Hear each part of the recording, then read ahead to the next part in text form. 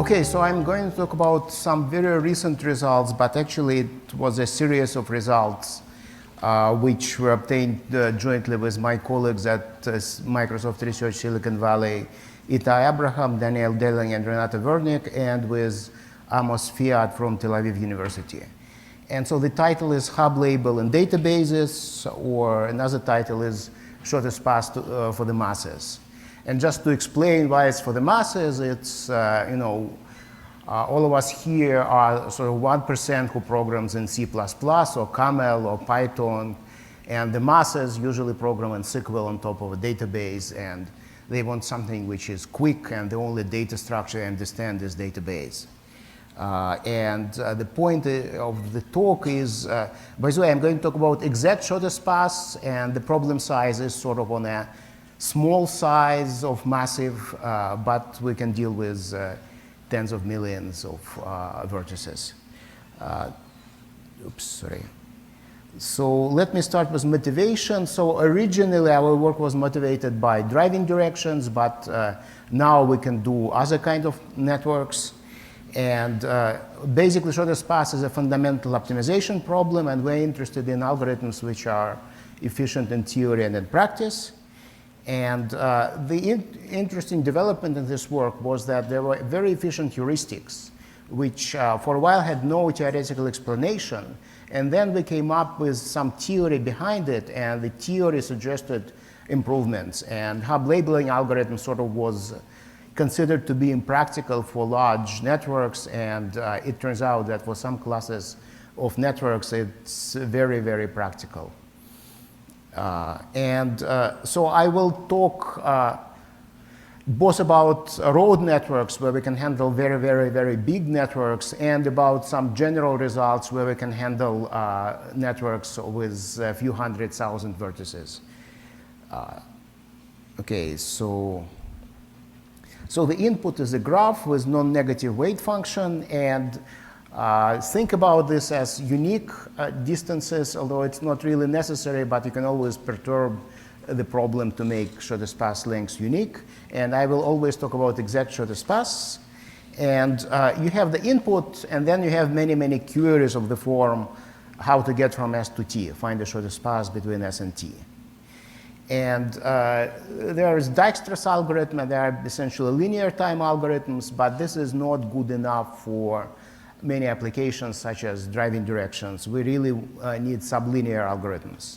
And on the positive side, computer memories are big, and we can store some linear amount of auxiliary data to speed up queries. Notice that with tens of millions or hundreds of millions of vertices, we cannot store all pairs of distances. So we are limited in how much we can store. And preprocessing model is you preprocess your network, and preprocessing can take hours or even days, although for most modern algorithms it takes minutes or even seconds. And then it produces a moderate amount of auxiliary data, and then you want to support real-time queries. So this is the model.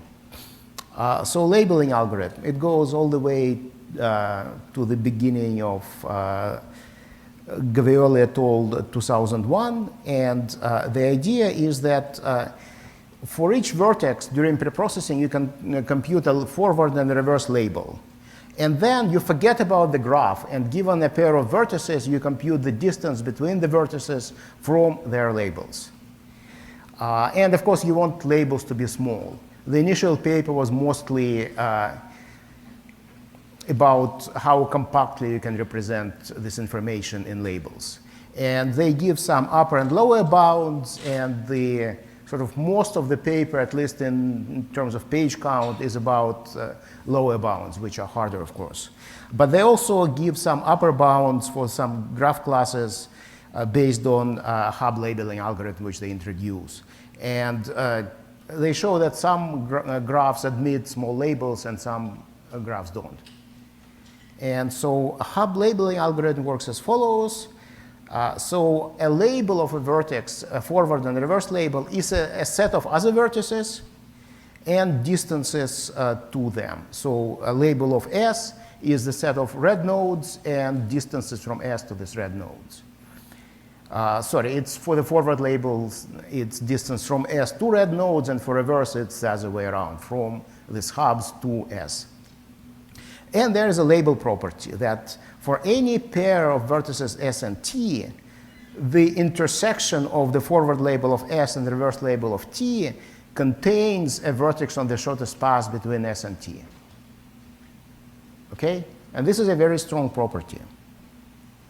And so to compute, so we also compute distances. And this labeling property allows us to implement query in a very simple way. Given two vertices, we intersect the corresponding labels and find the minimum sum of distances among all of them. Since we know the intersection contains a vertex on the shortest path, we know that this minimum is the distance. And this only gives you, implements distance oracle, gives you distance value, but with a little bit of bookkeeping, you can also restore the path itself. And of course, queries are efficient if labels are small. So we want to compute small labels. So there are some positive theoretical results. There's an algorithm of Cohen et al., which in polynomial time computes order of log n approximation on the total size of all labels, or equivalently, the average label size. And it's a nice reduction to set cover. It's really a beautiful paper. And for road networks, we introduced the notion of highway dimension, and we've shown that in polynomial time, you can get a label of size h log d in the worst case, where h is highway dimension.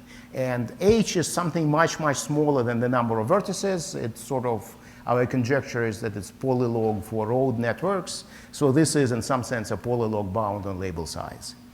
And this work actually was interesting to me because quite unexpectedly, we ran into a nice relationship between shortest path and VC dimension, which I think is sort of neat. And unfortunately, these algorithms, they are polynomial, but they're impractical for large networks. But they motivate faster heuristics, which compute probably correct labels. There is no theoretical guarantee on label size, but in practice, it's often small. So there are two ways to do this practical preprocessing. There's a recursive label generation. So what you do is you take a vertex V, and you temporarily remove it from the graph, and you add, if needed, shortcuts, the arcs between its neighbors, to preserve distances in the remaining graph. The important thing is you add these arcs only if they're needed, namely only if the shortest path between the two neighbors was passing through the removed vertex. If shortcut is not needed, you don't add it, and it turns out that if you choose your vertices right, you don't have to add many arcs, and that's what makes it work. And then you recursively compute labels on the smaller graph, and then you compute label of V from label of its neighbors. So if intuitively all the paths goes to the neighbors, so all the information is there. So all you have to do is sort of combine these labels in the right way. Okay, and a label size depends on the removal order. Intuitively, you want to remove sort of the least important vertices first, and this results in small field. Your graph stays, if it's a road network, it was sparse to start with, it stays sparse, and you get small labels. And we use contraction hierarchies, heuristics. Contraction hierarchies is an algorithm for road networks, which was studied, introduced by Gensberger et al. And heavily studied recently. The worst case running time of this algorithm is cubic with quadratic space requirement. But on some inputs, in particular on road networks, you need linear space.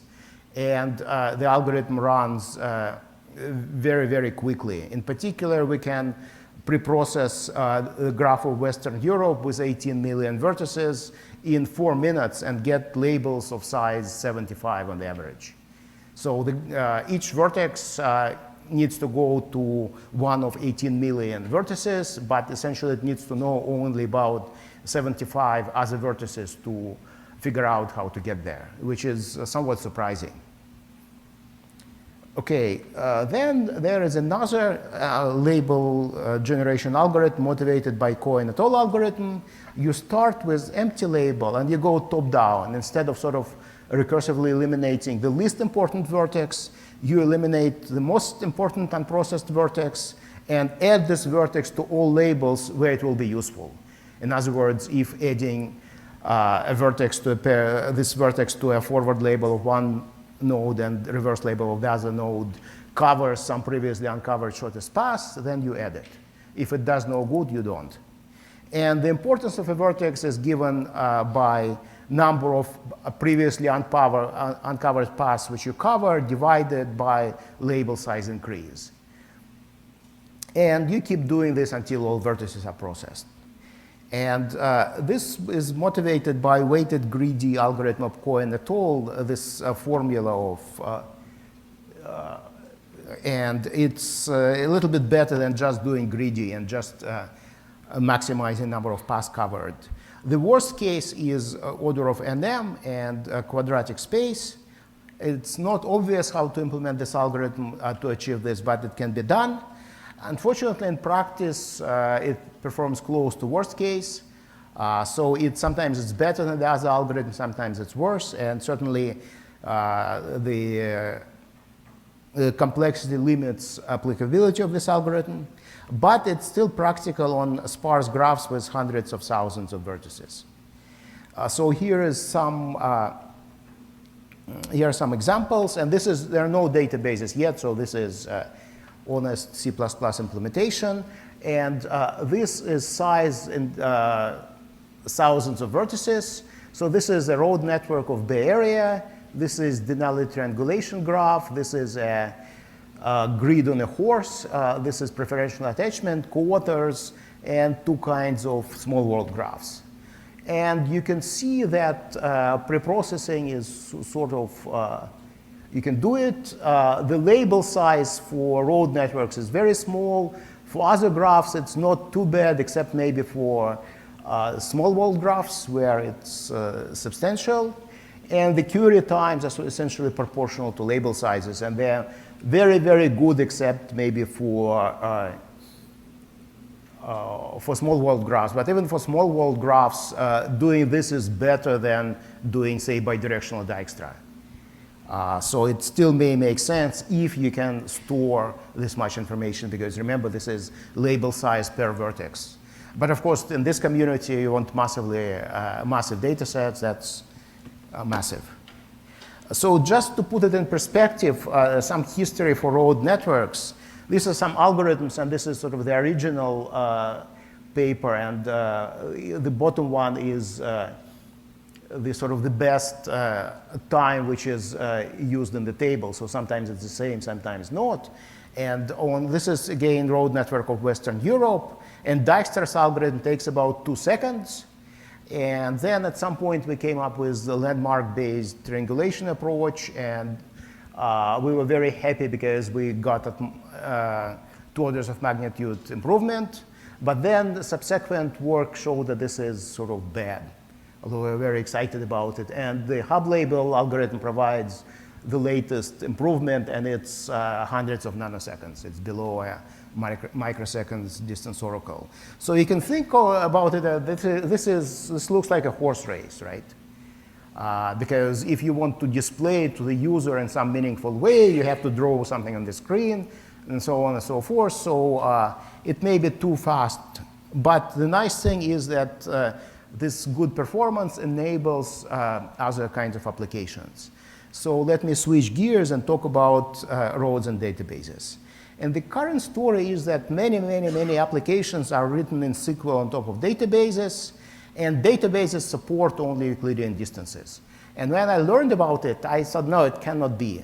So I went to Costco's website, and I strategically chosen a location on the tip of Long Island. And I asked, this is from Costco's website, where is the closest Costco? And of course, this is the closest Costco because it's Euclidean distance. And then if you ask a routing engine how to get to the closest Costco, you can see that your path goes by 3 farther away cost scores before getting you to the closest cost score. So this is bad. What can you do? External distance oracles are now fast enough, but there are some interoperability, portability, and external core overhead issues. And also, if you want to extend this to other scenarios, then we'll see in a moment, you also cannot do it efficiently. So it's not flexible enough. So database community proposed doing everything inside the database. But then they went on to invent new shortest path algorithms, which turned out to be very slow in preprocessing. They could handle only toy problem sizes of, say, moderate metropolitan area, and their queries were too slow to do it in SQL, so they did it in C++. So our main idea is to store labels in databases and then just map this very, very simple query algorithm into SQL. Okay, and it turns out that this is efficient enough for real-time applications. You get portability, interoperability, and so on. You get external memory implementations and automatic optimization, which database gives you for free. And it also is flexible enough. You can extend it to other scenarios. We show how to do it for point of interest, via points, and ride sharing. And this is very accessible to SQL programmers. So some details. So preprocessing is still done in C++, and that's the complicated part. But then you store labels in the database. So for a forward label, V with k hubs, you basically represent each hub as a triple, node hub distance, and so on. And you store it in a forward table, and then you have a reverse table, which is organized similarly.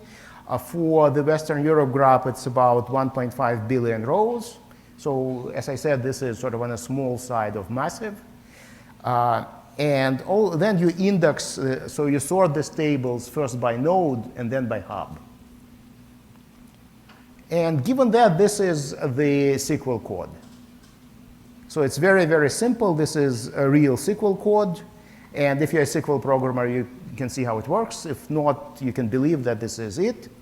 It's very simple, and path retrieval is also possible, although the code is a little longer. But let me go ahead and give some experimental results. This is with SSD. Things are somewhat worse with hard drive. And this is external distance oracle. The biggest thing there is overhead of an external procedure call from SQL. The red line is computing distance in the database.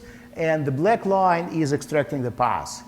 And you need much more information to extract the path. And this is from cold start. So initially, it's somewhat expensive, although not too bad.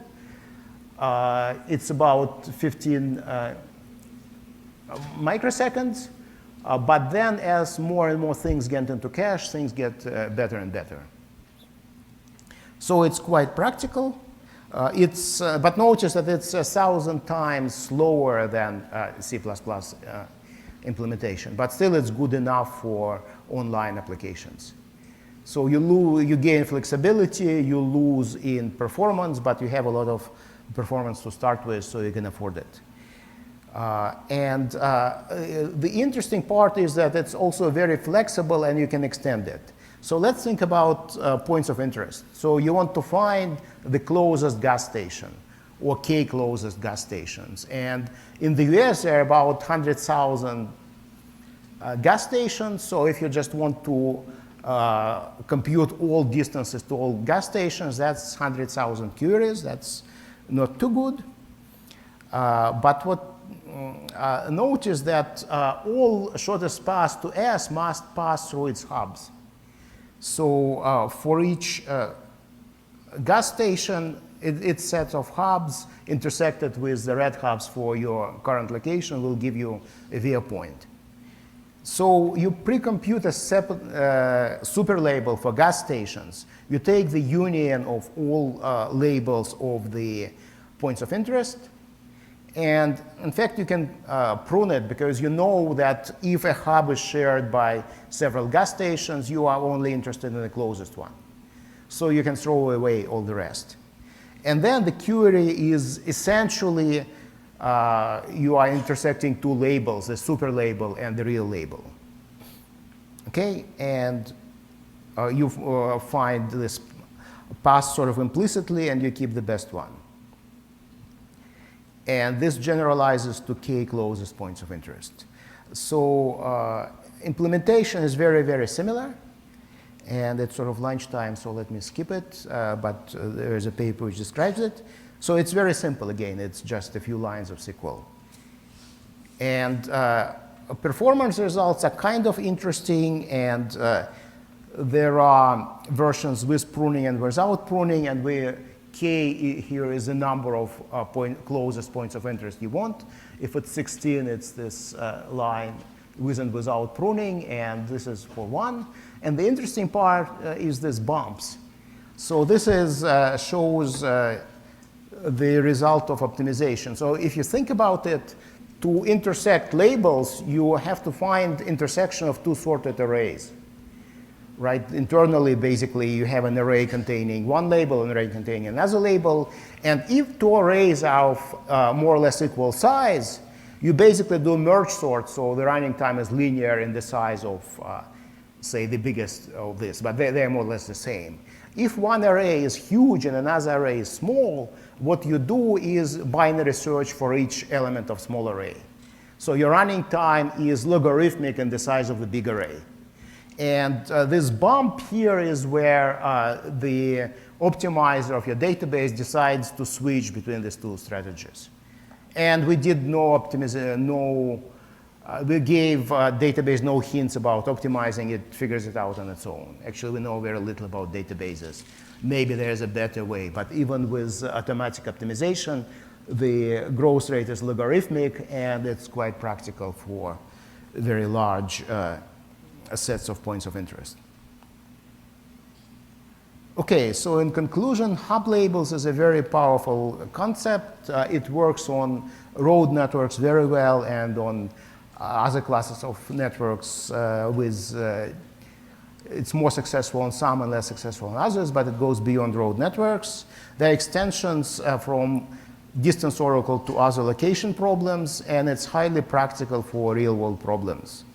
There are a bunch of open questions. This is sort of fairly new work, and from theoretical point of view, it will be interesting to see if you can optimize the maximum label size. Remember, coin-at-all result is for average label size.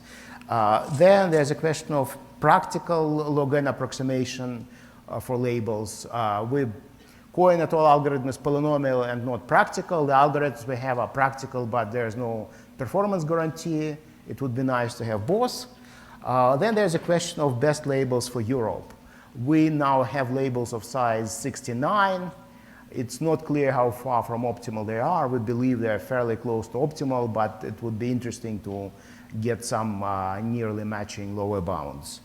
And then there's a question which may be of more interest to people here is approximate or incomplete labels. We think we can do, for example, for something like a Facebook graph, labels, practical labels, which will tell you that the distance is 1, 2, 3, or too far.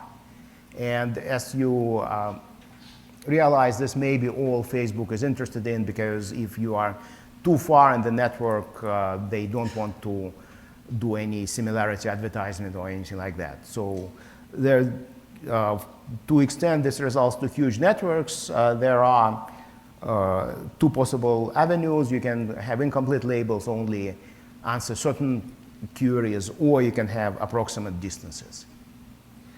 And this work was sort of a nice example of what's called science of algorithmics, which I think is the right way to do algorithmics research, which combines mathematics, engineering, and practical evaluation. And sort of all these ingredients reinforce and help each other and make the results more sound and more practical. And at my homepage, there are links to related publications.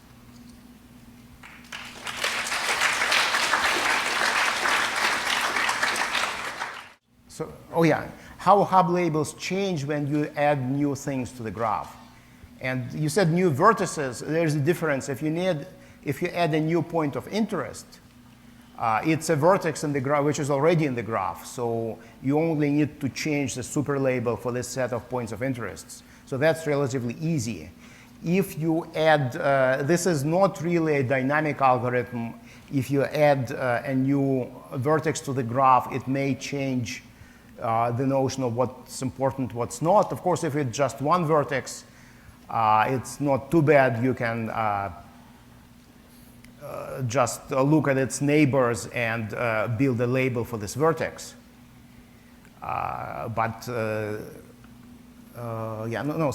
Sorry. Even that is not so easy, and deletions can be very bad.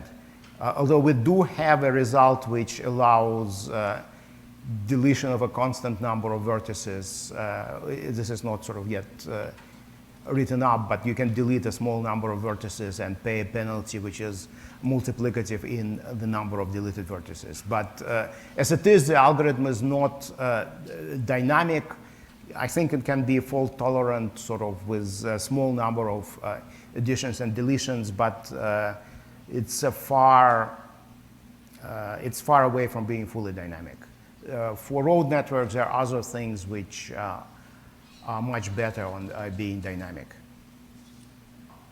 The question is whether this can be used for placement of gas stations and so on.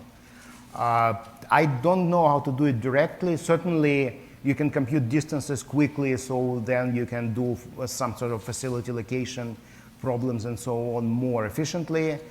But I'm not sure it tells you where to put the new gas station. It's not clear. Certainly, you gain some knowledge about which nodes in the network are more important, which are less important. This may help, but I'm not sure you can, for example, solve easily facility location problem, which is a hard problem, just by looking at labels. I may be wrong here. It certainly gives you some information. And using this information actually may be interesting. I think it's more interesting in sort of civil engineering, where if some vertex turns out to be important and it's on some local road, maybe you should think about expanding this road and making it into a highway or something. So I think this is a more promising direction.